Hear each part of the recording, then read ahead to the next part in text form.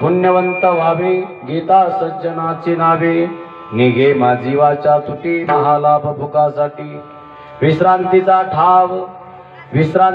ठाव फाई संताची भाव निघे माझी वाचा तुटी महालाभ भुकासाठी तुका म्हणे पापे जाती संताची जपे निघे माझी वाचा तुटी महालाभ भुकासाठी विठाला विठाला विठाला विठाला विठाला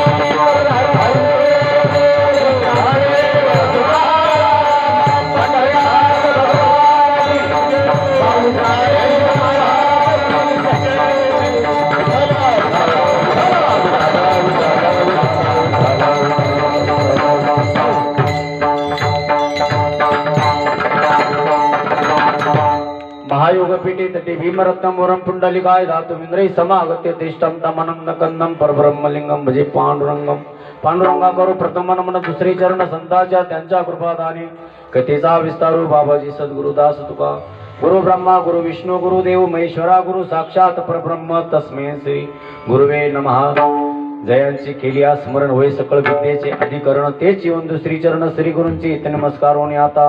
ओम नमो ज्ञानेश्वरा करुणा करा दयाळा तुमचा अनुग्रह लादलो पावन झालो चराचरी मस्तक हे पायावरी मस्तक हे पायावरी मस्तक हे पायावरी मस्तक हे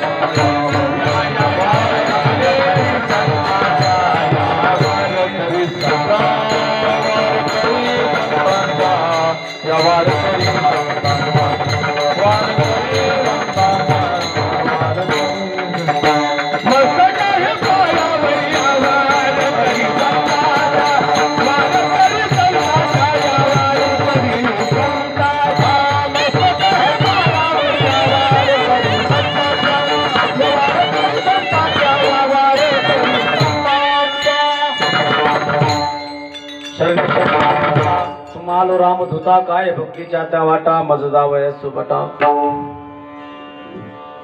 पुण्यवंत व्हावे घेता सज्जनाची नावे निघे माझी वाचा तुटी महालाभ सुख फुगासाठी प्रस्तुत प्राप्त प्रसंगी कीर्तनाच्या सेवेसाठी निवडलेला अभंग जगद्गुरु महान वंदनीय साधू श्री संत तुकाराम महाराज यांचा गात्यातील अभंग या ठिकाणी पुण्यफळाची प्राप्ती सांगणारा अभंग या ठिकाणी सेवेसाठी निवडलेला आहे. विठ्ठल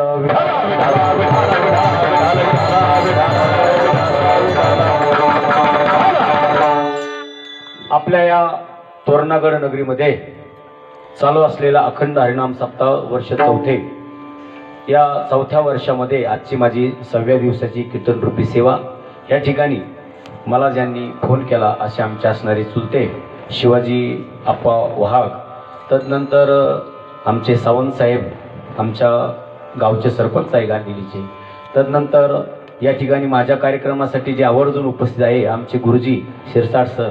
बघून सरांना आनंद झाला. 5-6 वर्षानंतर सरांची भेट झाली. सर तुमचा एक शब्द माझ्या अजूनही डोक्यात आहे 12वीमध्ये शिकवलेला. म्हणजे काही गोष्टी अशा आहेत की त्या माणसाला विसरता येत नाही. काही माणसं बघितलं की त्या गोष्टी आठवतात. आणि आधी सर्व माझ्याबरोबर आलेले माझे बंधू आहे रवी महाराज वाघ, आमचे पाहुणे आहेत जाधवर साहेब, मुंडे साहेब आहेत. त्यानंतर निपाणी गावाहून माझ्याबरोबर या ठिकाणी आलेले आमचे रामभाऊ महाराज पवार, वाणी साहेब असतील, खंडाळी साहेब असतील आणि ज्यांच्याकडे सुंदर अशा या ठिकाणी आजची पंगत झालेले आहे आमचे पाटील सर आहे की नाही. सुंदर अशा प्रकारची ताईंनी सुद्धा ओळून पाय धोनी वगैरे सुंदर अशा प्रकारची सेवा त्यांनी केलेली आहे. आणि अन्नदाता सुखी व्हावं असं म्हणायला हरकत नाही, कारण सुंदर अशा प्रकारचं खरं त्यांनी मेजवानी दिली. त्याबद्दल त्यांच्यासाठी सर्वांनी एकदा टाळ्या वाजवा. आपण सर्व काही परिचित आहे, काही अपरिचित आहे. तदनंतर आमच्या धार्मिक यूट्यूब चॅनलचे या ठिकाणी सुंदर अशा प्रकारचं त्यांचंही या ठिकाणी नियोजन आहे. माझ्या कार्यक्रमासाठी ज्यांची आवर्जून या ठिकाणी मला साथ आहे असे आमच्यारे म्हणजे गुरुप्रमाणे प्रेम करणारी गुरु म्हणायला हरकत नाही सुरोडकर गुरुजी. तदनंतर आमचे आदिनाथ महाराज कदम बाबा हे आहे. सुंदर अशा प्रकारचे 2 तुम्हाला सुंदर असे माणसं लाभले. आणि जोडी जर चांगली असेल तर संसार चांगला होतो हे की नाही. तसे त्यांची खरंच जोडी आहे. म्हणजे मी लहानपणापासून त्यांना बघतो, ते खरंच जोडीनं कुठेही असतात. आणि तुमचं खरंच भाग्य आहे. फक्त टिकवा, कारण सध्याचं वातावरण फार खराब आहे. विठ्ठला विठ्ठला.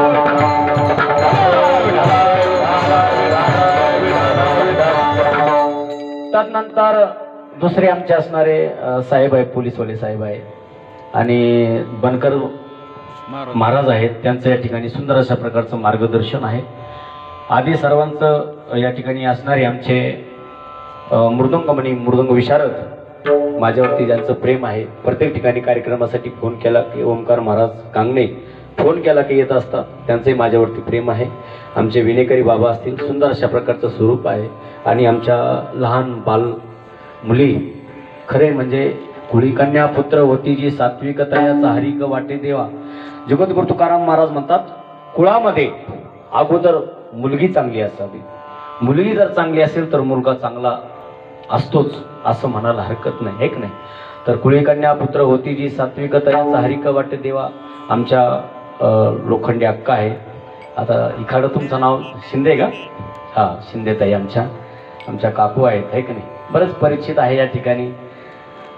सर्वांच्या चरणी नतमस्तक होतो आणि माझ्या सेवेकडे वळतो. विठाला विठाला विठाला विठाला.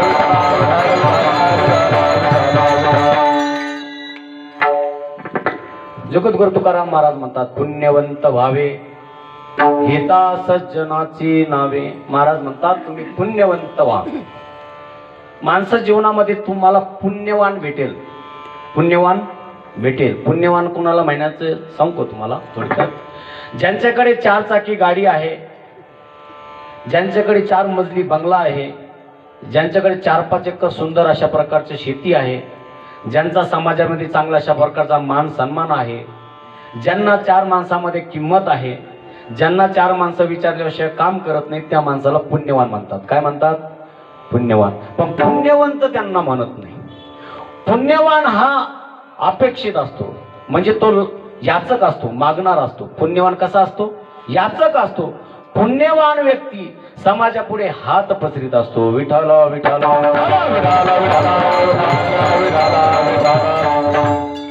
दोन प्रकारची भक्ती आहे. सकाम भक्ती केली तर पुण्यपत्रात पडतो आणि निष्काम भक्ती केली तर पुण्यवंताचं जे दान आहे ते पदरात पडतं. आपल्या जीवनामध्ये आपण सकाम भक्ती करतो. सकाम भक्ती कशाला म्हणतात? जी भक्ती करून, जी भक्ती केल्याने तुम्हाला काही फळ मिळावे किंवा फळ मिळतं किंवा तुम्ही ती अपेक्षा ठेवून केल्या जाते तिला सकाम भक्ती म्हणतात. विठ्ठल विठ्ठल. आणि जिथं अपेक्षा नसते तिथं फक्त देवासमोर गेल्यानंतर मनुष्य एकच म्हणतो, देवा मला सुखी ठेव, देवा माझं कल्याण कर, देवा मला या सगळ्या याच्यातून सांभाळ. या परिस्थितीला काय म्हणतात? निष्काम भक्ती. जीवनामध्ये दोन प्रकारची भक्ती आहेत. निष्काम भक्ती जर तुम्ही केली तर तुम्ही पुण्यवंत व्हाल आणि सकाम भक्ती केली तर तुम्ही पुण्यवान व्हाल. जो पुण्यवान आहे त्याचं पुण्य संपलं की त्याचं पतन होतं, पण पुण्यवंताचं जीवनात पतन होत नाही. कारण पुण्यवंताचा आशीर्वाद दुसऱ्याला असतो आणि पुण्यवान दुसऱ्याला आशीर्वाद देऊ शकत नाही, तो दुसऱ्याचा आशीर्वाद घेत असतो. विठ्ठल जगद्गुरु तुकाराम महाराज म्हणतात पुण्यवंत व्हावे. काय व्हावं? का म्हणले नाही महाराज पुण्यवान व्हा? का पुण्यवंताची अपेक्षा केली? हो महाराज, अरे जी गोष्ट मिळाल्यानंतर एक दिवस तिचा नाश होणार आहे, ती गोष्ट मिळवण्यामध्ये तुम्ही स्वतःला काय सामर्थ्यवान समजता, काय समृद्ध समजता, काय तुमचा पुरुषार्थ आहे? अरे जी पत्नी तुम्ही मिळवली, कष्टाने मिळवली, जो मुलगा तुम्ही कष्टाने मिळवला, जे धन तुम्ही कष्टाने मिळवलं, ते एक दिवस तुम्हाला सोडून जाणार आहे. अरे ज्याच्यासाठी तुम्ही पुण्य खर्च केलं तो तुम्हाला एक दिवस लाथ मारणार आहे. मग पुण्यवान होण्यापेक्षा माणसानं काय व्हावं? तर पुण्यवंत व्हावं. विठ्ठल विठ्ठल.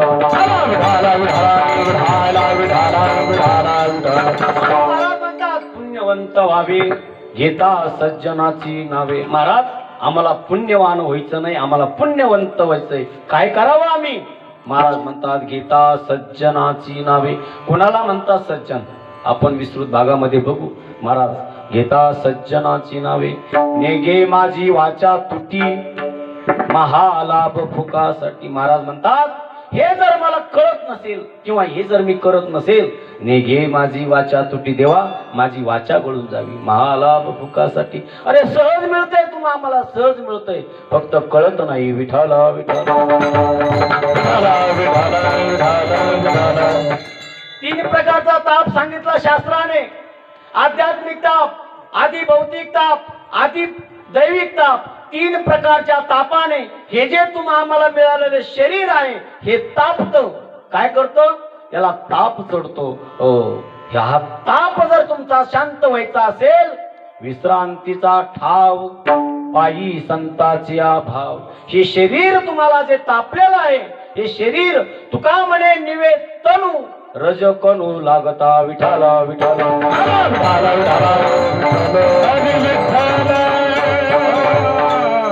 तनू म्हणजे शरीर. हे शरीर जर तुम्हाला शांत करायचं असेल तर साधू संतांच्या पायाच्या त्या स्पर्शाने, त्या धुळीने ते तन म्हणजे शरीर शांत होत असतं. म्हणून विश्रांतीचा ठाव पायी संताची भाव. हो महाराज, निघे माझी वाचा तुटी महालाभ सुखासाठी. आणि शेवटी महाराज म्हणतात तुका म्हणे पापे, तुका म्हणे पापे जाती संताची जपे, निघे माझी वाचा तुटी महालाभ फुकासाठी. विठ्ठल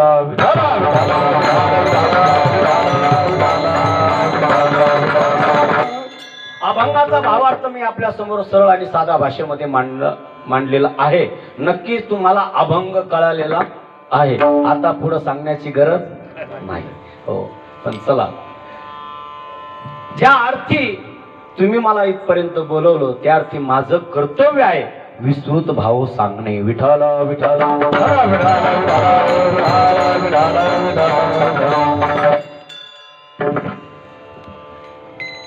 महाराज म्हणतात आपल्या जीवनामध्ये जे काही गोष्टी तुम्हाला साध्य झाल्या, काही असू द्या, बरं का सर, काही सध्या असू द्या, या भूतलावरती तुम्हाला जी गोष्टी दिसेल काही दिसू द्या, तुमच्या डोळ्याने तुम्हाला जी काही गोष्ट या भूतलावरती दिसत असेल तिचं पतन होणार आहे, हे तुम्हाला मान्य करावं लागेल, हे तुम्हाला मानावंच लागेल. कारण हा नियतीचा गुण आहे, हा नियतीचा धर्म आहे. दिसे ते नाशे, हो, उपजे ते नाशे, नाशेले ते पुनरपी दिसे, हे घटिका यंत्र जैसे परिभ्रमेगा. अरे ज्याची उत्पत्ती झाली त्याचा लय ठरलेला आहे, जो जन्माला आला त्याचं मरण ठरलेलं आहे. जी गोष्ट तुम्ही मिळवलेली आहे ती गोष्ट एक दिवस तुम्हाला सोडावी लागणार आहे. हा नियतीचा धर्म आहे. विठ्ठल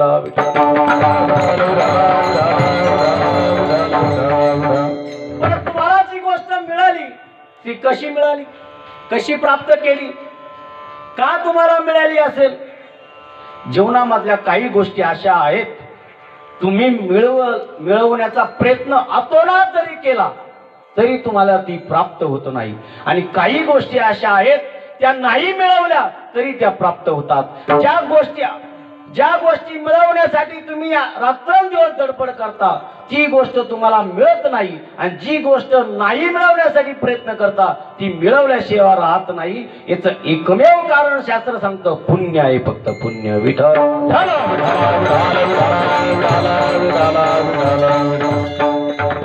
महाराज, या भगवंताने आपल्याला नरदेह दिला, उत्तम अशा प्रकारचं शरीर दिलं. कशासाठी दिलं? याच देही गड, याच देही गड, देवाचे भजन, देवाचे भजन, याच देही गड, याच देही गड, देवाचे भजन, देवाचे भजन,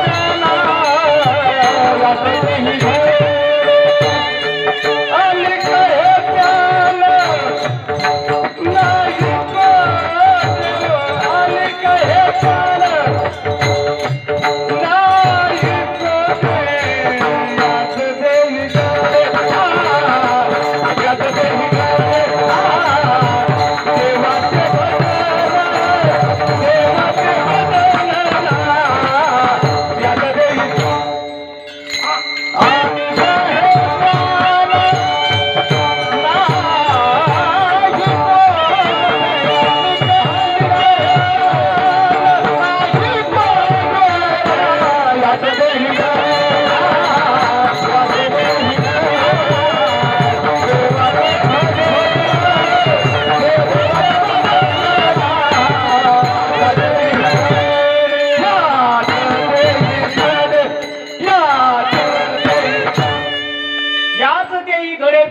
भजन आणि काही ज्ञान नाही कोठे, किंवा देह दिला देवी भजना गोमटा तो हा झाला फाटा बादिलीचा. महाराज, का तुम्हाला नरदेह मिळाला, का तुम्हाला नरदेह भगवंताने दिला, कसा मिळाला?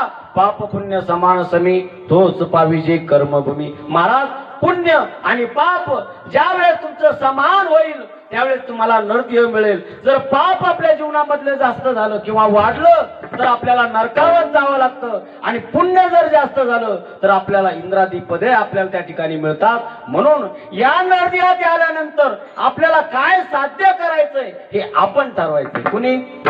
आपण. चिखलाचा गोळा आहे, त्याच्यापासून मडकं बनवायचंय, वीट बनवायची, खापर बनवायचं, काय बनवायचं हे आपण ठरवायचं. ज्याप्रमाणे हा नरदेह भगवंताने दिला याचा वापर आपल्या जीवनामध्ये आपण कशासाठी करायचा?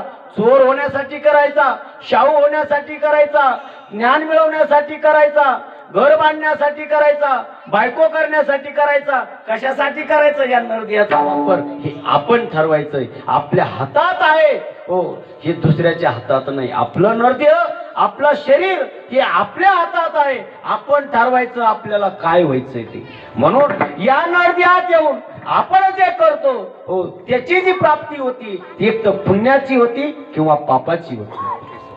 मग आपण जर ज्या गोष्टीचा जास्त स्वीकार करू, आपण जर पुण्यादी कर्माचा जास्त स्वीकार केला तर आपलं पुण्य वाढतं आणि पापादी कर्माचा जास्त स्वीकार केला तर आपलं पाप वाढतं. ज्याचं पाप वाढलं त्याचं पतन होतं आणि ज्याचं पुण्य वाढलं त्याचा विजय होत असतो. विठ्ठल विठ्ठल.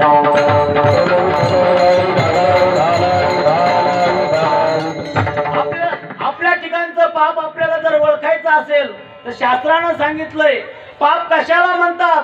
वाईट कर्म करण्याची इच्छा आपल्या अंतःकरणामध्ये प्रगट होत असेल, निर्माण होत असेल, तयार होत असेल तर आपण समजायचं आपण पापी आहोत. दुसऱ्याने आपण पापी आहोत सांगण्याची गरज नाही. ज्यावेळेस समोरून मोटरसायकल जाते आणि मोटरसायकलवरती एक पुरुष असतो आणि एक स्त्री असतो. स्त्री जर सुंदर असेल तर मनुष्य काय म्हणतो, ही याची कोण असेल, बायको असेल. दुसरा काय म्हणतो, नाही त्याची ती मैत्रीण असेल. महाराज या शब्दामध्ये पुण्य आहे आणि पापही आहे. फक्त आपली नजर चांगली ठेवा. आपल्या नजरेमध्ये पुण्य आणि पाप आहे म्हणून आपल्या जीवनामध्ये आपण जे कर्म करतो ते पुण्याला आणि पापाला कारण आहे. विठ्ठल विठ्ठल.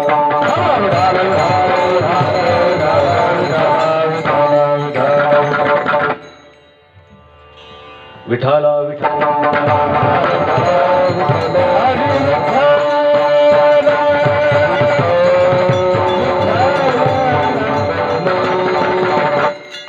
तर आपण पाप कसं ओळखायचं, तर वाईट कर्म करण्याची भावना आपल्या हृदयामध्ये प्रगट होत असेल तर आपण स्वतःला पापी समजायचं. आणि याच्यामधला दुसरा एक भाग असा आहे, आपण पूर्णतः पापी आहोत हे जर ठरवायचं असेल म्हणजे ओळखायचं असेल तर 3 गोष्टी शास्त्राने सांगितल्या. ज्याची जो व्यक्ती भूमिहीन होत असतो, भूमिहीन, ज्याला भूमी नाही म्हणजे जमीन ज्याच्याकडे नाही, ज्याच्याकडे प्लॉट नाही, जमीनच ज्याच्याकडे नाही, जो भूमिहीन आहे त्यानं स्वतःला पापी समजायचं. दुसरं शास्त्र सांगतो, ज्याचं स्वतःच असलेलं घर, राहतं घर कर्जाने गेलं, त्याला घर नाही त्यानं स्वतःला पापी समजायचं. आणि तिसरं शास्त्र सांगतं, ज्याची पत्नी चालू संसाराला लात मारून गेली त्यानं समजायचं आपण पापी आहोत. विठ्ठल विठ्ठल.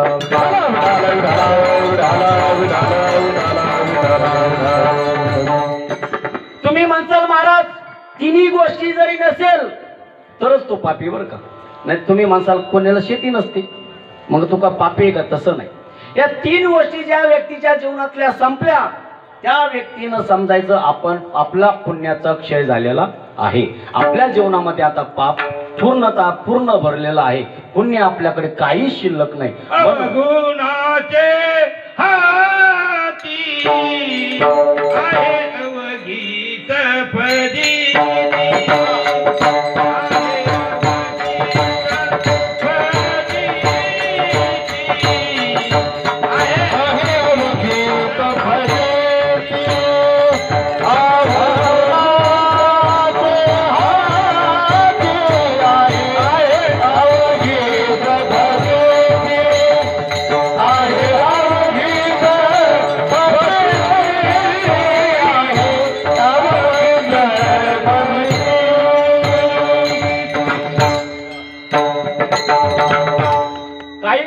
पुण्याला आणि पापाला मानत नाही. समाजातले काही माणसं पुण्य आणि पाप मानत नाही. आणि आता अलीकडे जे शिकलेले आहेत त्यांना पुण्य आणि पाप या गोष्टीशी काहीच घेणं देणं नाही. बरोबर आहे की नाही, काहीच घेणं देणं नाही. जीवनामध्ये जर पुण्य संपलं, ज्या व्यक्तीचं पुण्य संपलं त्या व्यक्तीच्या जीवनामध्ये असलेल्या प्रत्येक गोष्ट ही त्या व्यक्तीपासून बाजूला जात असते. आणि ज्याचं पुण्य वाढत चाललं त्याच्या न बोलता त्याच्या जीवनामध्ये काही गोष्टी पुढे होऊन त्याच्याकडे येत असतात. अन्न मान धन हे तो प्रारब्धा अधीन. बघा तुम्हाला मान जर मिळत असेल असं समजा तुमचं पुण्य वाढत चाललं. तुम्हाला जर अनपेक्षित गोष्टी तुमच्या समोर येऊन जात असेल तर असं समजा आपलं पुण्य वाढलं. पण त्या सात्विक असावे बरं का. नाहीतर जर त्या निषिद्ध असेल तर तुम्हाला त्या पापाचं आमंत्रण देण्यासाठी येत असतात. कशासाठी? पापाचं आमंत्रण देण्यासाठी. म्हणून आपल्या जीवनामध्ये सात्विक गोष्टी जर आपल्याकडे पुढे होऊन येत असेल तर आपलं पुण्य वाढत आहे असं आपण समजायचं. मग जीवनामध्ये पुण्याची गरज काय आहे? तुम्हाला सुंदर दृष्टांत सांगतो.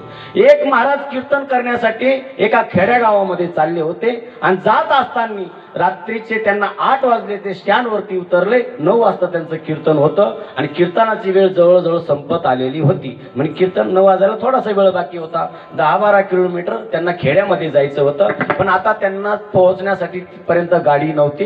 कार्यकर्ते मंडळी त्यांची वाट बघत होते आणि वाट बघत असताना महाराजांना एक रिक्षावाला भेटला आणि तो रिक्षावाला महाराजांना म्हणू लागला, महाराज कुठं निघाले? ते म्हणले, माझं कीर्तन आहे. कुठं तुमचं कीर्तन आहे? म्हणले, आमच्या सावंत साहेबाच्या गावाला आहे, गांधीलीला माझं कीर्तन आहे. महाराज चला मी तुम्हाला घेऊन जातो. ते म्हटले, रिक्षावाल्याला म्हटले, तुझ्या रिक्षात तर जागा नाही, मी आता बसू कसं? ते म्हणले, महाराज तुम्हाला जर कीर्तनाला यायचं असेल तर तुम्हाला कसं तरी बसावं लागेल, अन्यथा तुम्हाला कीर्तनाला जाता येणार नाही. आता तुम्हाला तिथपर्यंत पोहोचण्यासाठी आता एकही गाडी या ठिकाणी शिल्लक नाही आहे. त्या गाडीत तुम्ही बसा आणि तुम्हाला मी तिथपर्यंत पोहोचतो. असं म्हटल्यानंतर महाराज त्या गाडीला लटकले. जुन्या काळामध्ये रिक्षा असायच्या, रिक्षात जागा नसायच्या. महाराज लोक सुद्धा कोणी असो गाडीला लटकून प्रवास करायचे. परिस्थिती तशी होती.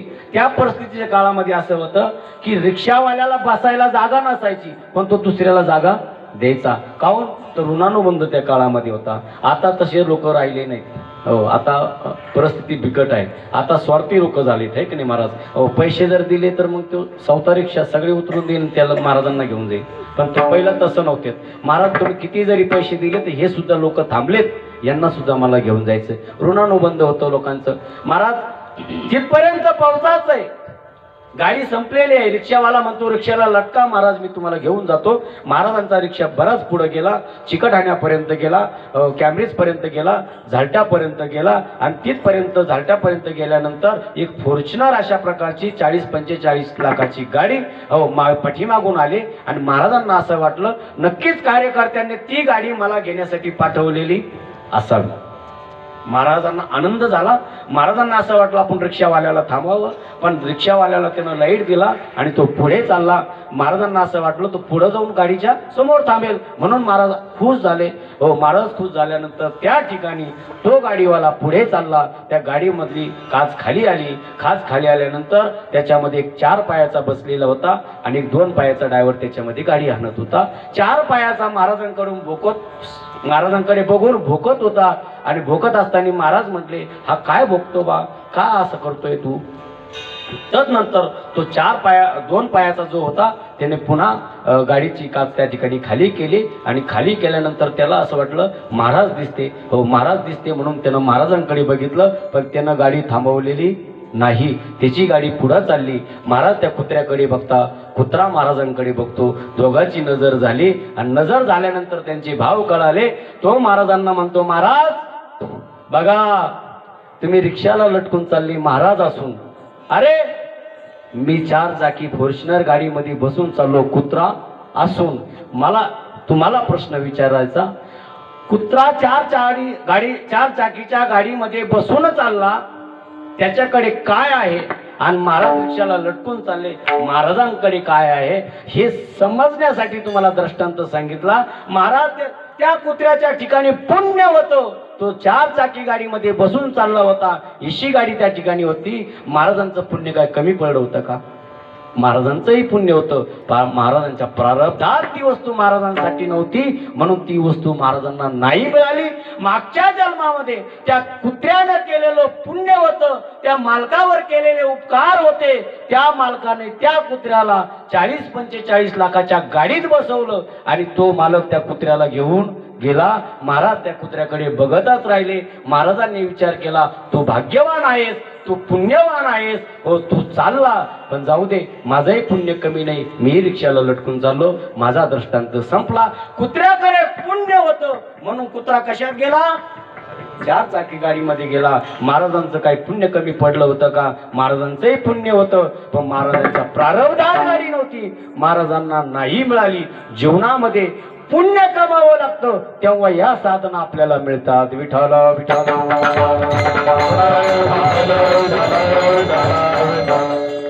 एका व्यक्तीकडे खूप धन झालं, खूप धन झालं. त्या व्यक्तीने विचार केला, माझ्याकडे एवढं धन नको आणि काय करायचं या धनाचं, आहे की नाही महाराज? या धनाचा न धरी भरवसा. महाराज या धनाचा पासून विघ्न आहेत, नको मला हे धन. म्हणून त्या व्यक्तीने विचार केला, तो गावात फिरला, माझ्याकडे धन आहे, कुणी घेऊन टाका. कोणी म्हटले आमच्याकडे आहेत, आता कशाला घ्यायचं, म्हणून कुणी धन घेतलं नाही. त्याने शेवटी विचार केला, हे धन कुणाला तरी द्यावं लागेल, हे मला नको. म्हणून तो राजाच्या राजवाड्यामध्ये गेला. राजा सिंहासनावरती बसेल होता. त्यानं राजाला बघितलं, राजाच्या समोर गेला. बाकीच्या लोकांना असं वाटलं की ज्या अर्थी हा राजासमोर सरळ चालला काही न बोलता, त्या अर्थी राजाचं याचा काही संबंध असावा किंवा याचं काहीतरी काम असावं. त्या सैनिकानं त्याला रोखलं नाही. तो समोर गेला आणि पायातला बूट काढला आणि राजाला फेकून मारला. राजाचा तो बूट लागला, राजाचा मुकुट खाली पडला आणि मुकुट खाली पडल्यानंतर त्या राजाच्या मुकुटामधून सर्प खाली पडला आणि सर्प बाजूला गेला. महाराज राजेसाहेब खुश झाले आणि ते राजेसाहेब त्या व्यक्तीला म्हणू लागले, अरे याला बसायला जागा द्या. त्या व्यक्तीला असं वाटलं, मला आता धरतील, मला आता मारतील, माझं सगळं लुबाडून घेतील. तो घाबरला. महाराज राजेसाहेब म्हणले, घाबरू नका, तुम्हाला आम्ही काही करत नाही. त्यांना खुर्ची बसण्यासाठी दिली, त्यांचा सत्कार दिला. पुन्हा त्यांच्याकडे वंजुळभर मावरा दिल्या. जा म्हणले घेऊन, तुम्ही माझा प्राण वाचवला. अरे जो धन देण्यासाठी आला होता त्या राजाने पुन्हा त्याला मोहरा दिला. का? त्याच्या प्रारब्धात लिहिलेला आहे, विठ्ठल विठ्ठल विठ्ठल.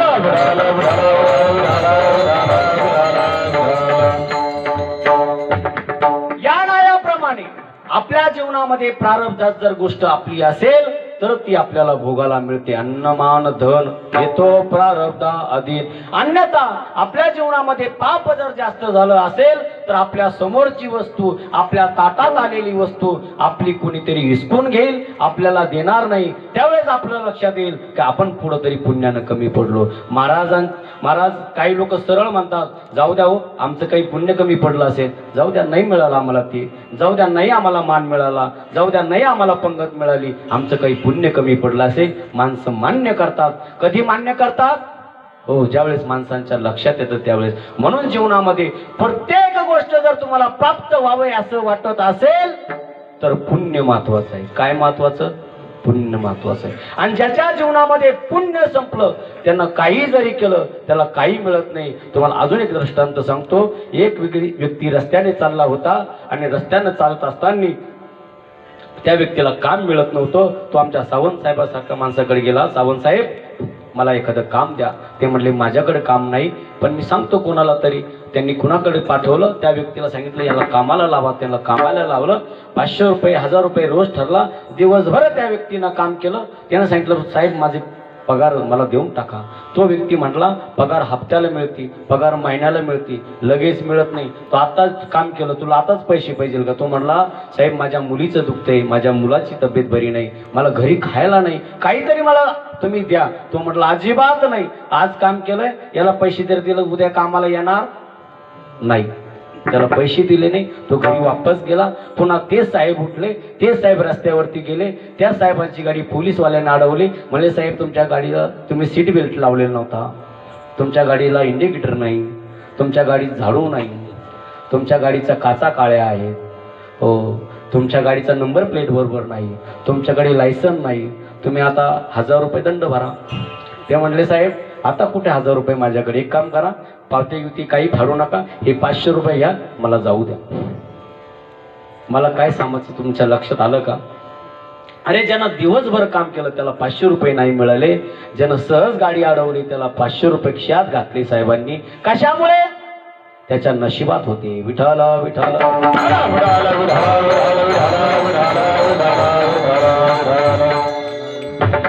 म्हणून आपल्या जीवनामध्ये पुण्य जर असेल तर ते भोगाला मिळतं, पुण्य जर नसेल तर ती गोष्ट भोगाला मिळत नाही. तुका म्हणे होता ठेवा तो या भावी सापडला. महाराज आपण जर श्रीमंताच्या घरात जन्माला आलो तर आपलं पुण्य आहे. आपण दारिद्र्य किंवा भिकारी व्यक्तीच्या घरात जन्माला आलो तर तेही आपलं पुण्यच आहे.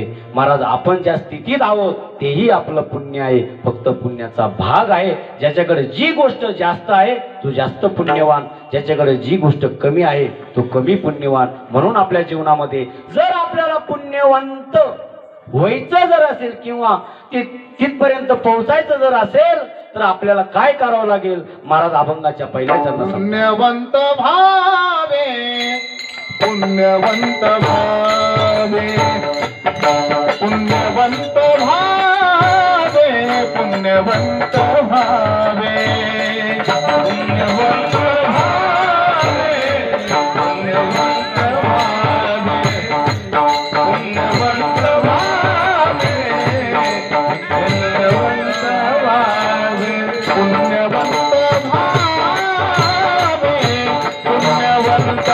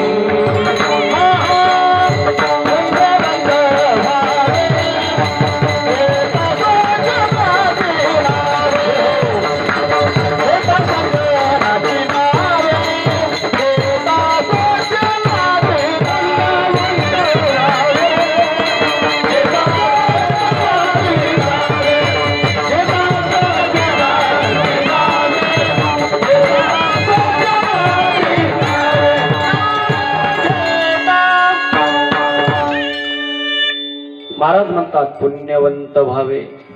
मग तुम्ही पुण्यवंत जर व्हायचं असेल तर पुण्य मिळवावं लागतं. महाराज आम्ही पुण्य मिळवलं. पुण्य मिळवून तुम्ही म्हणता पुण्यवंत होत नाही. अरे पुण्य कशाने मिळतं? दान धर्म केल्यानं पुण्य मिळतं. विवेक बुद्धीनं वागल्यानं पुण्य मिळतं. एखाद्याच्या दुःखात आपण सहकार्य त्या व्यक्तीला केलं तर पुण्य मिळतं. गोरगरिबांचे लग्न लावले तर पुण्य मिळतं. सत्कार्यामध्ये दान धर्म केला तर पुण्य मिळतं. पण महाराज हे सगळं केल्याने पुण्य मिळतं पण पुण्यवंत होत नाही. हे केल्यानं पुण्यवंत होत नाही. पुण्यवंत तुम्हाला जर व्हायचं असेल तर घेता सज्जनाची नावे. मग का सज्जनाचं नाव घ्यायचं? त्यांच्याकडे अधिकार आहेत का? महाराज ते अधिकारी आहेत. सज्जन कसे असतात? अधिकारी असतात. सज्जन कुणाला माणसं म्हणतात का?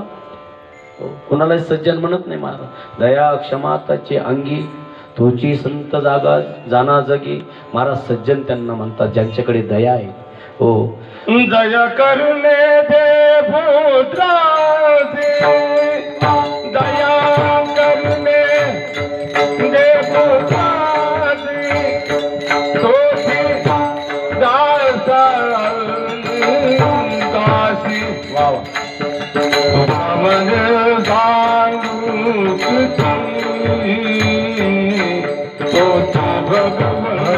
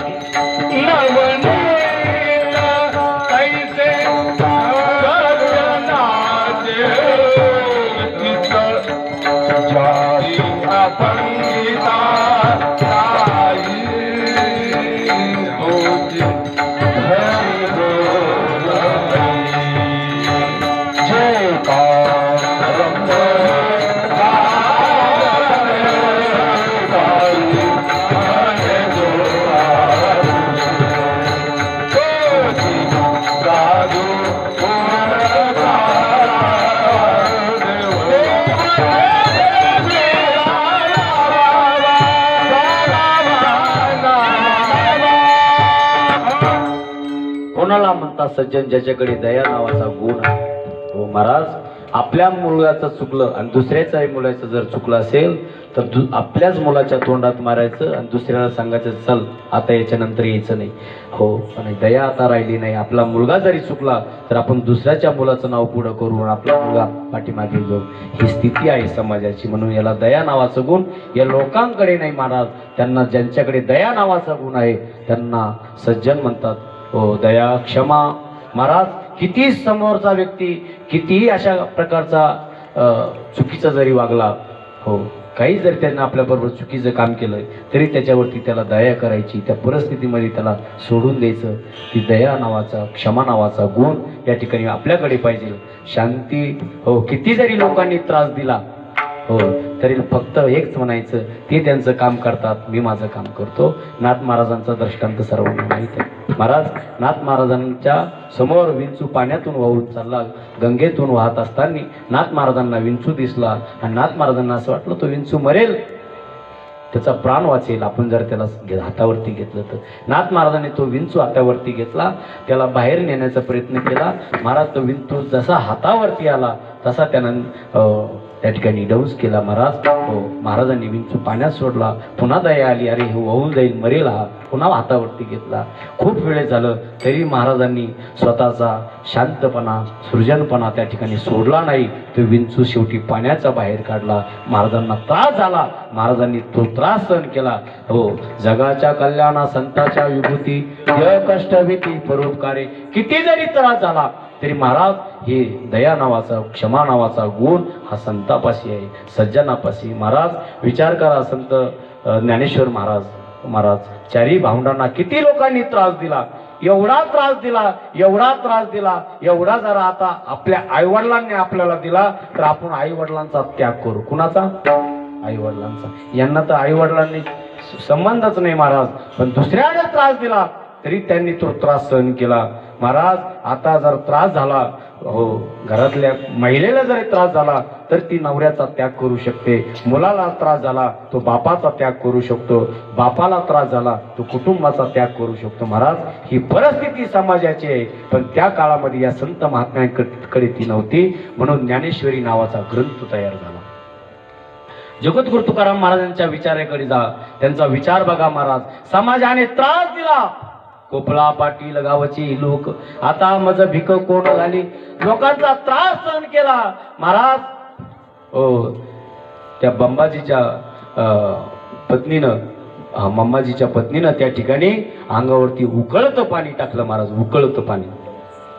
तरी महाराज त्या जगद्गुरु तुकाराम महाराजांनी सहन केलं. महाराज, जळे माझी काया लागला वनवा. महाराज, अशा प्रकारची परिस्थिती निर्माण झाली तरी जगद्गुरु तुकाराम महाराज म्हटले जाऊ द्या, काही होत नाही, सोडून दिलं. महाराज, और ज्या मम्माजीबाच्या पत्नीचा अंगाचा दाह होऊ लागला, ज्यावेळी तुकाराम महाराज तिथून बाजूला गेले, त्यांच्या पत्नीचा अंगाचा दाह होऊ लागला, त्यावेळी मम्माजीबा त्या ठिकाणी तुकाराम महाराजांकडे गेले, नतमस्तक झाले. माझ्या पत्नीचं चुकलं म्हणले, तिला क्षमा करा. तुकाराम महाराज म्हणले काही चिंता करू नका. काय झालं त्यांना म्हणले, त्यांचा अंगाचा दाह होतोय. जा म्हणले, ज्या नाणीमध्ये तुमच्या पत्नीनं माझ्या अंगावरती पाणी टाकलं, गरम पाणी, उकळतं पाणी टाकलं, त्याच नाणीचं माती त्यांच्या अंगाला लावा, त्यांचा दाह शांत होईल. महाराज, मम्माजीबानं त्या ठिकाणी तशाच प्रकारचे कृत्य केलं. आपल्या त्या जो चिखल होता नाणीतला तो आपल्या पत्नीच्या अंगाला लावला, तिचा दाह शांत झाला. महाराज, हो, संत शांत असतात. म्हणून गाथा नावाचा ग्रंथ तयार झाला. नाथ महाराजांकडे चला, नाथ महाराजां तशाच प्रकारचे होते म्हणून भागवत नावाचा ग्रंथ तयार झाला. महाराज, या समाजामध्ये या लोकांनी स्वतःचं अस्तित्व टिकवण्यासाठी स्वतः त्रास सहन केला म्हणून त्यांचं नाव आहे. 350 वर्षे होऊन गेली जगद्गुरु तुकाराम महाराजांना, त्यांचं नाव अजर अमर आहे. 350 वर्षे होऊन गेली छत्रपती शिवाजी महाराजांना, त्यांचं नाव अजर अमर आहे.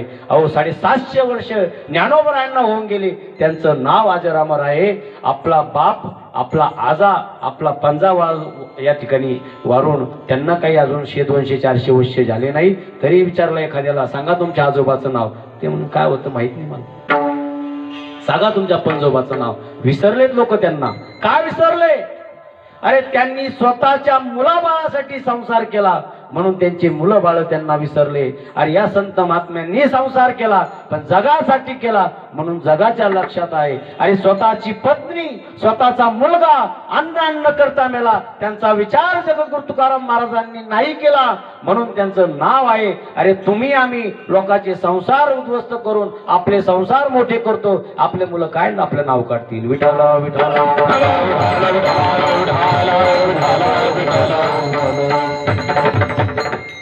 अरे दुसऱ्याचं धन आपल्याकडे येण्यासाठी आपण दुसऱ्याला संपवू शकतो. इतके माणसं लाचार झाले. कशासाठी? फक्त या धनाच्या पोटी. महाराज हे तिन्ही गुण आपल्याकडे नाहीत. एखादा माणूस म्हणत असेल माझं नाव आहे, अरे ज्यावेळेस बेतेल ना तर त्यावेळेस तू तुझंच बघशील, दुसऱ्याचं बघणार नाही. का? ती परिस्थिती. महाराज या संत महात्म्यांच्या ठिकाणी 3 गुण होते, त्यांनी ते टिकवले. आपल्याकडे ते गुण आहेत पण आपण टिकवत नाही. आपण आपल्या अभिलाषेपोटी, लालचेपोटी, अपक्षपोटी या 3 गुणाचा धिक्कार करतो आणि शेवटी स्वार्थ एवढा आपण सांभाळतो, स्वतःचं कल्याण करण्यासाठी दुसऱ्याचं वाटोळ करतो. विठाला विठाला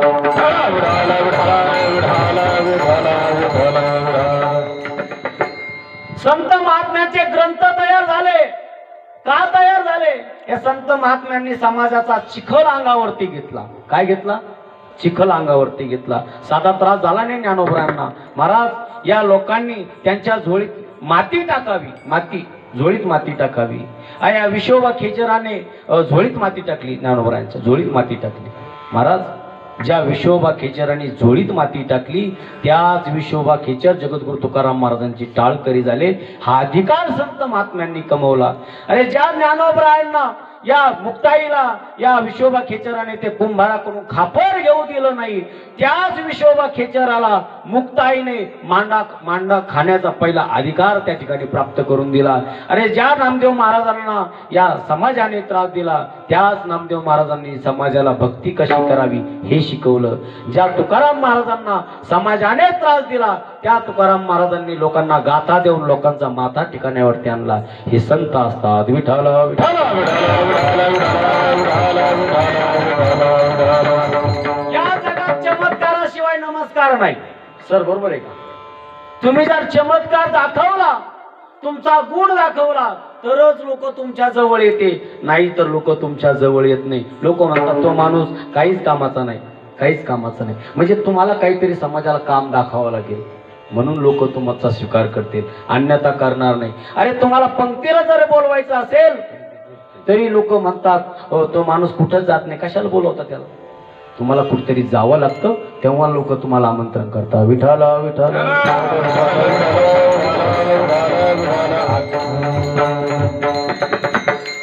महाराज चमत्काराशिवाय नमस्कार नाही.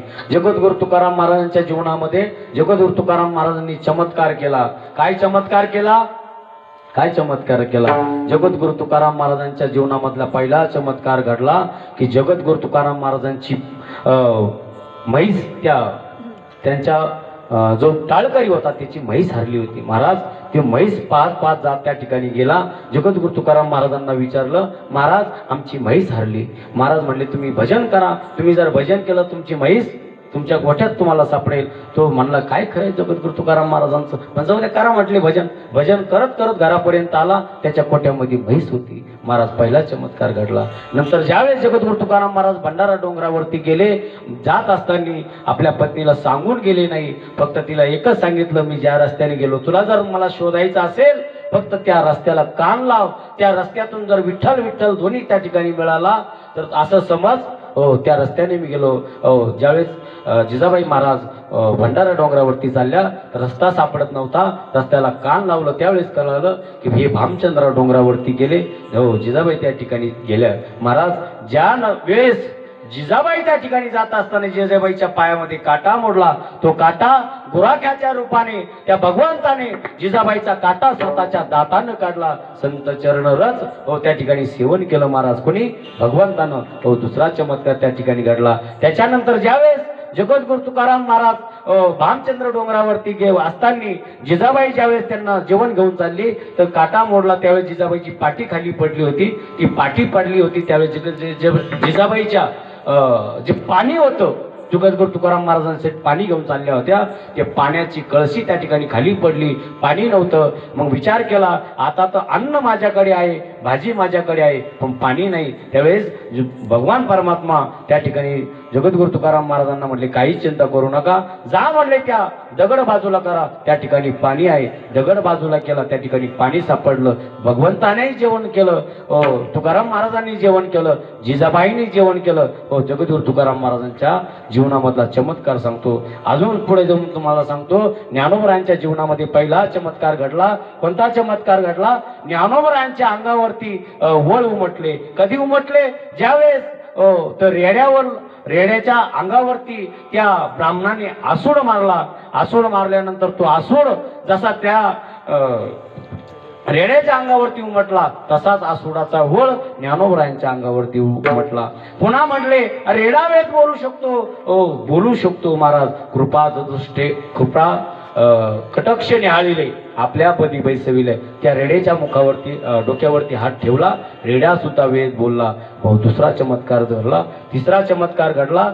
ज्यावेळेस ते याला चालले होते आळंदीला शुद्धीपत्र घेऊन, त्यावेळेस विशोबा खेचर नावाचे व्यक्ती सत्पुरुष त्या ठिकाणी अनंतात विलीन झाली होती. त्यांची अंतयात्रा चालली होती.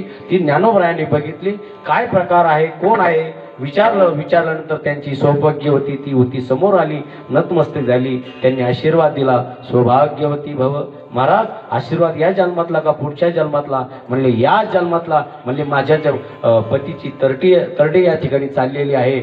आशीर्वाद कोणत्या जन्मातला? काही काळजी करू नका. काय त्यांचं नाव आहे? म्हणजे सच्चिदानंद बाबा. महाराज म्हणले, सच्चिदानंद कुठं मरत असतेत का? मरत नसतेत म्हणले. त्यांना खाली घेतलं, त्यांच्या मस्तकावरती हात ठेवला.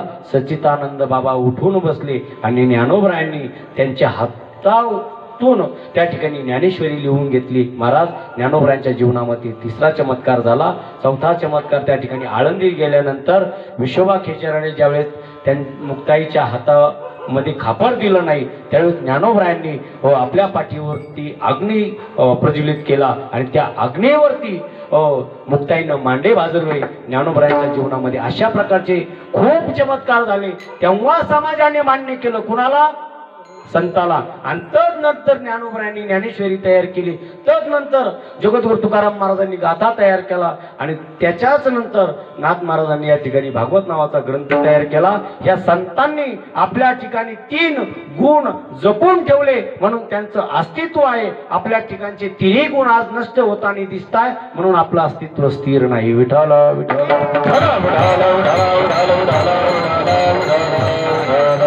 म्हणून महाराज म्हणतात, सज्जनाच्या नाव तुम्ही जर तुमच्या हृदयामध्ये धारण केलं, त्यांच्या नामाचा जप आपण आपल्या जीवनामध्ये केला, तर आपल्याला अशा प्रकारचं पुण्यवंत नावाची पदवी या ठिकाणी प्राप्त होईल. आणि ती का पदवी आपल्या जीवनामध्ये एकदा आपल्याला मिळाली, मग आपल्या जीवनामध्ये आपला क्षय कधीच होणार नाही, कधीच आपला पराजय होणार नाही. म्हणजे आपण काय होऊ तर आपण संत स्वरूपाला प्राप्त होऊ. एकदा की आपण संत स्वरूपाला प्राप्त झालो, तदनंतर महाराज म्हणतात अभंगाच्या दुसऱ्या चरणामध्ये, नेगे माझी वाचा तोटी, नेगे माझी वाचा तोटी,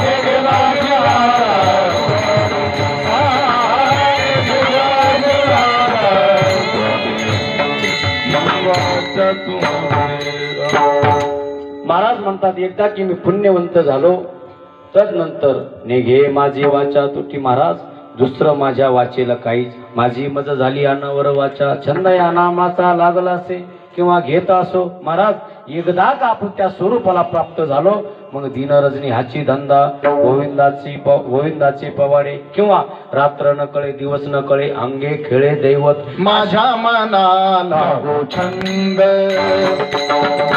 माझ्या मनाला गो छंद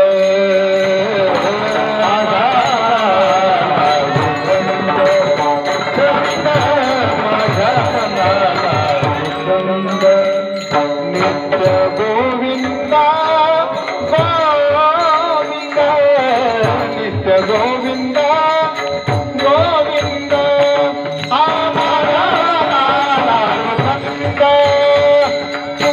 माझ्या मनाला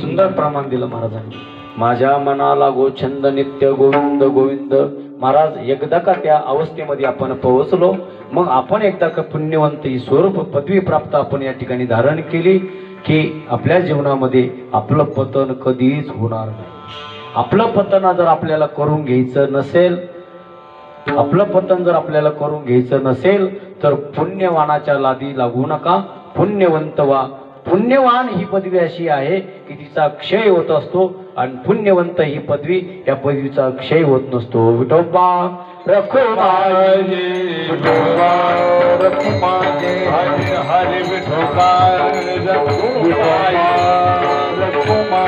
हरे विठोबा रखुमाई रखुमाई हरे विठोबा रखुमाई रखुमाई विठोबा रखुमाई विठोबा रखुमाई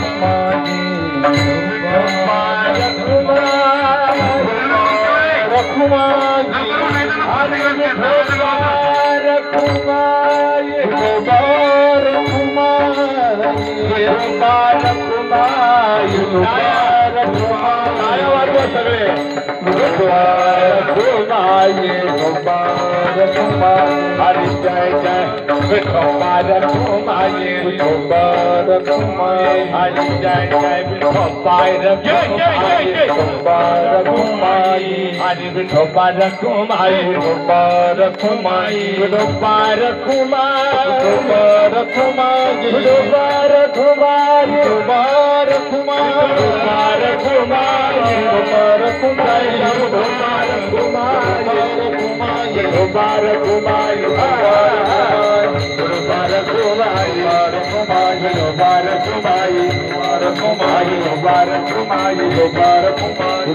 रखुमाई विठोबा रखुमाई विठोबा रखुमाई विठोबा रखुमाई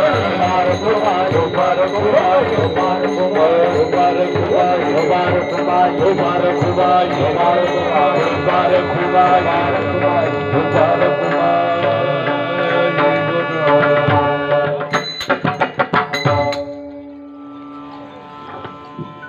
महाराज म्हणतात नेघे माझी वाचा तुटी महालाभ पुकासाठी मनुष्य संसार करत असताना पुण्यवंत होण्याच्या नादात लागत नाही पुण्यवान होण्याच्या नादात लागतो म्हणजेच जीवनामध्ये स्त्री पुत्र आदी धन द्रव्य याच्या मोहापोटी आपण जे दान धर्म करतो जे पुण्य संपादन करतो ते इथं खर्च करत असतो म्हणून आपल्या जीवनामध्ये खर्च केल्यानंतर माणसाचा क्षय होत असतो ज्याप्रमाणे आपल्या बँकेत पैसे आहेत आपण दैनंदिन बँकेतले पैसे जर काढतच गेलो ती एक दिवस आपलं खातं काय होईल नील होईल आणि खातं नील झालं की पुन्हा तुम्ही बँकेत पैसे काढायला गेले की मग तुम्हाला तो कॅशियर म्हणाल तुमचं अकाउंट तुम्ही एकदा चेक करून घ्या तुमच्या खात्यात पैसे आता राहिलेले नाही का कारण ते तुम्ही खर्च केले होते तुमच्याकडे पण ते तुम्ही खर्च केले या नायाने आपल्या जीवनामध्ये असलेलं पुण्य हे आपण आपल्या संसाराच्या परिस्थितीमध्ये खर्च करत असतो, म्हणून याचक होत असतो, कोणाकडे मागणी करत असतो, त्याच्या मोबदल्यात काहीतरी देण्याचं आम्हीच दाखवत असतो आणि परिस्थितीनुसार ते आपल्याकडून पूर्ण होत नाही, म्हणून आपल्या पुण्याचा क्षय होत असतो. म्हणून पुण्याच्या नादी कुणी न लागता पुण्यवंत होण्याच्या नादी लागावं, म्हणजेच आपण साधू संतांचा सहवास आपल्या जीवनामध्ये करावा. आणि ज्यांनी आपल्या जीवनामध्ये साधू संतांचा सहवास केला त्यांच्या जीवनामध्ये किती जरी संकट आले, काही जरी परिस्थिती निर्माण झाली, तर ती परिस्थिती माणूस विचाराच्या माध्यमातून पूर्णत्वाकडे नेतो किंवा विचाराच्या माध्यमातून तिचा विचार म्हणजे तिला बाजूला टाकतो. आपल्या प्रकारचे आपल्यामध्ये म्हणजे विकार येऊ देत नाही, सद्विचाराने जीवन जगतो आणि आपल्यावर आलेलं संकट हे सहज मनुष्य हाताळतो. आणि हे सगळं करत असताना माणसाला त्याचा त्रास होतो. महाराज अभंगाच्या 3ऱ्या चरणात सांगतात, विश्रांतीचा ठावा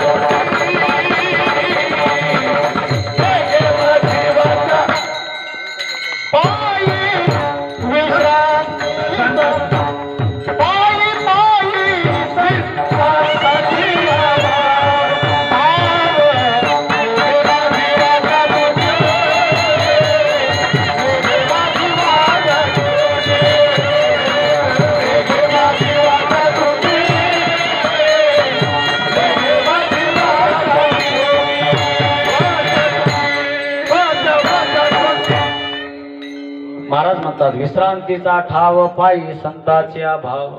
आपलं शरीर जे असतं ते 3 प्रकारचं त्या तापानं तापत असतं. आध्यात्मिक ताप, आधिभौतिक ताप, आधिदैविक ताप. 3 प्रकारचे ताप आहे. आध्यात्मिक जो ताप असतो, आधिभौतिक तो ताप असतो आणि आधिदैविक अशा प्रकारचा ताप असतो. आधिभौतिक ताप असा असतो की आपण ज्या परिसरामध्ये राहतो, ज्या समाजामध्ये राहतो, ज्या गावामध्ये राहतो, ज्या ठिकाणी आपण राहतो त्या ठिकाणी आपल्या आजूबाजूला एखादा व्यक्ती, एखादी महिला आपल्या अंगणातली केर कचरा असेल तर दुसऱ्याच्या अंगणात नेऊन टाकतात. आणि महिला सकाळी उठली की ती म्हणत असते की माझ्या अंगणात तर कचरा एवढा नव्हता, आता आला कसा. म्हणजे हा दुसऱ्यापासून त्याला त्रास होतो. त्या ठिकाणी महाराज एक दृष्टांत देतात. एक सुंदर अशा प्रकारचं नवीनच लग्न झालं आणि लग्न झाल्यानंतर त्या ठिकाणी मुलगी नांदायला आली आणि नांदायला आल्यानंतर ती मुलगी आपल्या कुटुंबासमेत वरती म्हणजे 2ऱ्या-3ऱ्या मजल्यावरती राहत होते. आणि राहत असताना त्या ठिकाणी ती महिला, ती नवीन तरुण मुलगी त्या ठिकाणी आपला जो कचरा आहे तो कचरा पूर्ण जमा करायची, घरामधला केर, आणि एका कोपऱ्यामध्ये टाकायची. सासू तिला म्हटली एक दिवस, तुला कळत नाही तू कचरा कशाला साठवते. मग काय करायचं म्हटले, कचरा तू कचरा घ्यायचा, माणसं बघायचे आणि खाली टाकायचा. का म्हटले सासू, कचरा घ्यायचा, माणसं बघायचे, कचरा खाली टाकायचे. तिनं विचार केला, माझी सासू म्हणते ते खरं आहे. तिनं कचरा घेतला, माणसं बघितले आणि माणसाच्या अंगावरती कचरा टाकला. ते त्या ठिकाणी माणसं म्हटले, कोणाची सून आहे, तिला कळत नाही का, माणसाच्या अंगावर कचरा टाकतात का. म्हणून तिच्या सासूकडे गेले. म्हणले, सासूबाई तुम्ही मुलीला, तुमच्या सुनाला हेच शिकवता का, असं माणसाच्या अंगावर कचरा टाकत असते का. ती तिच्या सुनाला म्हटली, का रे तुला कळत नाही का. सासूबाई, सून म्हणते सासूला, सासूबाई तुम्ही तर म्हटल्या, काय म्हटल्या, माणसं बघून कचरा टाकायचा, मी माणसं बघून कचरा टाकायचा. महाराज माझा दृष्टांत संपला. दुसऱ्यापासून काय झालं आपल्याला त्रास झाला. म्हणजे जाणाऱ्या व्यक्तीच्या वाटसरूची काही चुकी नव्हती, फक्त तिनं वरून कचरा टाकला. अशा प्रकारचे भौतिक त्रास देणारे माणसं या समाजामध्ये आहेत. म्हणजे बांधावरती चला, कुणी आपल्या शेतातलं रानातला कचरा बांधावरती टाकतात, दुसऱ्याच्या वावरात टाकतात. म्हणजे अशा प्रकारचा भौतिक त्रास प्रत्येकाला कोणाचा असतो. अशा प्रकारच्या त्रासाला भौतिक त्रास म्हणतात. होती उपद्रव दिला तडीला अथवा निस्तेजला, तेने चित्ती दाव झाला आधी भौतिक बोली लात होता. सुंदर अशा प्रकारची ओवी महाराजांनी या ठिकाणी मांडली. निळोबरायांचा अभंग या असा बघ, ओवी नाही अभंगाचं. विठाला विठाला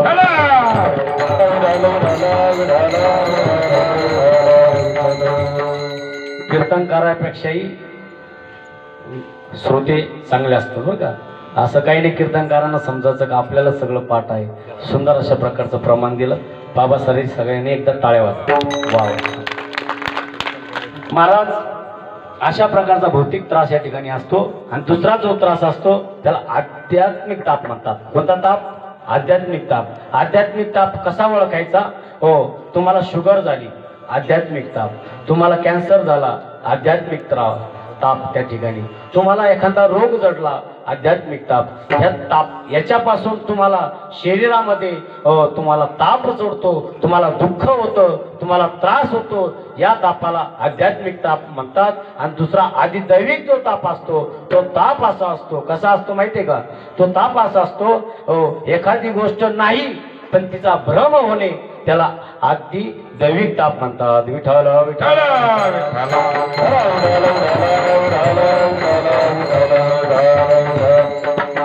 एक 4 मुलं एकत्र आले आणि आल्यानंतर ते अशा प्रकारचे त्या वाट्यावरती बसले आणि बसल्यानंतर त्यांच्यामध्ये गप्पा रंगल्या. गप्पा रंगत असताना सुंदर अशा प्रकारच्या गप्पा रंगल्या.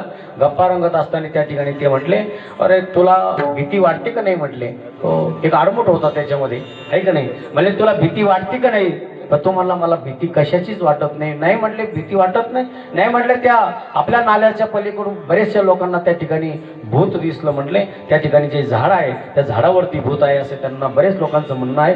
तो जो भीट होता, जो आडमुठ होता, तो म्हणला कशाचं भूत, कशाचं काय, मी भूताला मानत नाही. तो त्या ठिकाणी तो म्हटला मी भूताला मानत नाही. ते चौघांचं ठरलं, तू जर त्या ठिकाणी गेला आणि त्या ठिकाणी जर खुटी ठोकून आला, हो काय काहीतरी आम्हाला पुरावा दाखवला तर आम्ही तुला बक्षीस देऊ. त्या चौघांचं ठरलं. आणि ठरल्यानंतर त्याच्यातलं एका जणानं सांगितलं, मी तो पिंड उचलतो आणि त्या ठिकाणी जातो आणि खुटी ठोकून येतो. तो उठला, त्या ठिकाणी निघाला मनामध्ये विकल्प निर्माण झाला.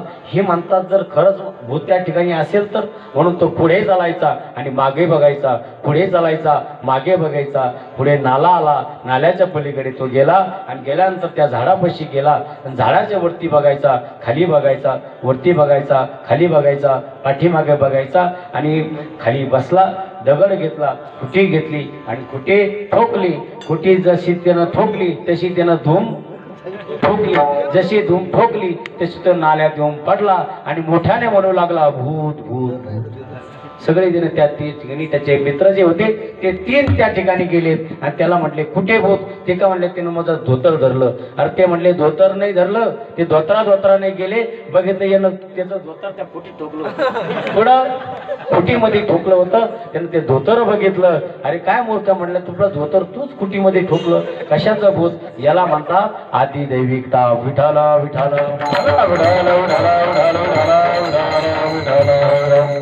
नाही ती कल्पना मनामध्ये निर्माण करायची आणि नाही त्या गोष्टी मनामध्ये आपल्या आणायच्या आणि त्याच्यापासून दुःख निर्माण करायचं. अशा प्रकारचे बरेचसे ताप माणसाला आता झालेत. आणि त्या तापातून जर तुम्हाला मुक्त व्हायचं असेल, महाराज म्हणतात तुका म्हणे निवे तनू.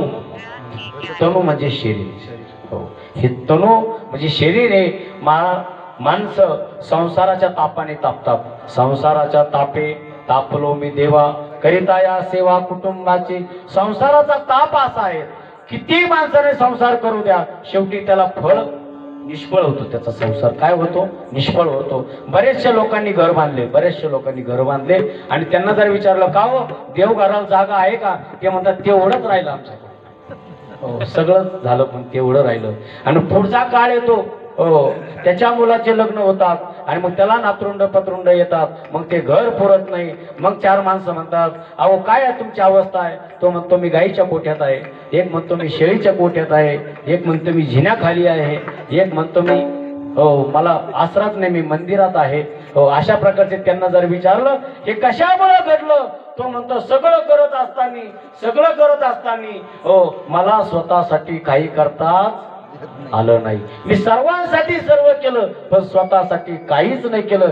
याच्यामुळे माणसं शेवटच्या स्थितीला माणसं पश्चाताप करतात, म्हणजे संसारामध्ये तापतात. आणि तो ताप जीवनातला घालवायचा जर असेल तर महाराज म्हणतात विश्रांतीचा ठाव पायी संतांचे भाव.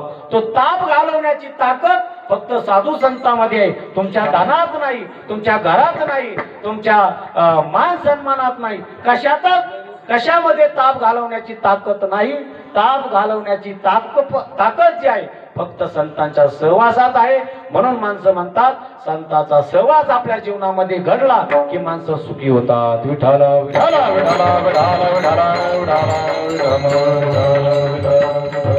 विश्रांतीचा ठाव पायी संतांचा भाव, निघे माझी वाचा तुटी महाला फुकासाठी. आणि शेवटी जगद्गुरु तुकाराम महाराज म्हणतात, तुका म्हणे पापे जाती संतांच्या जपे. आपल्या ठिकाणी असंख्य प्रकारचं पाप असतं. मी 2च मिनिटात तुमचं ते पापाचं विश्लेषण करतोय. असंख्य अशा प्रकारचं पाप असतात. काही माणसं म्हणतात आम्ही पापच नाही केलं, काही माणसं म्हणतात आम्ही पाप करत नाही, काही माणसं म्हणतात आम्ही पाप मानत नाही, काही माणसं काही गोष्टीला मान्यच करत नाही, शेवटी काही माणसं बापाला सुद्धा बाप म्हणत म्हणजे ते मान्य करत नाही. विठ्ठल विठ्ठल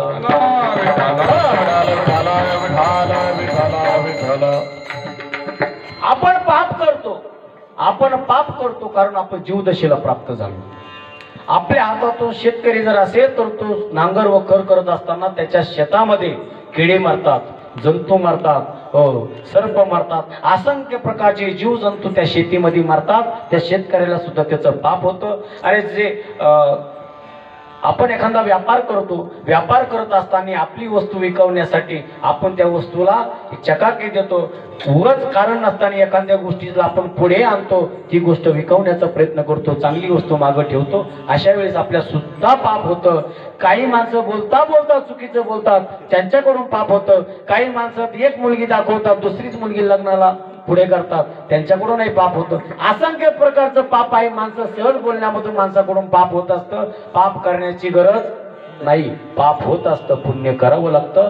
पुण्य करून सुद्धा पुण्य होईल याची गॅरंटी नाही, याची शाश्वती नाही, पण पाप झाल्याशिवाय राहणार नाही. म्हणून प्रत्येक व्यक्तीच्या ठिकाणी कोणतं न कोणतं अशा प्रकारचं पाप जडलेलं आहे, पापच असतं. म्हणून हे पाप जर आपल्याला घालवायचं असेल तर तुका म्हणे पापे जाती संतांची जपे. ज्ञानेश्वर माऊली ज्ञानराज माऊली, ज्ञानेश्वर माऊली ज्ञानराज माऊली, ज्ञानेश्वर माऊली ज्ञानराज माऊली. विठ्ठल जय जय विठ्ठल, विठ्ठल जय जय विठ्ठल. करविरा तुडी वरा क्षमा परा महाराज तुम्ही क्षमा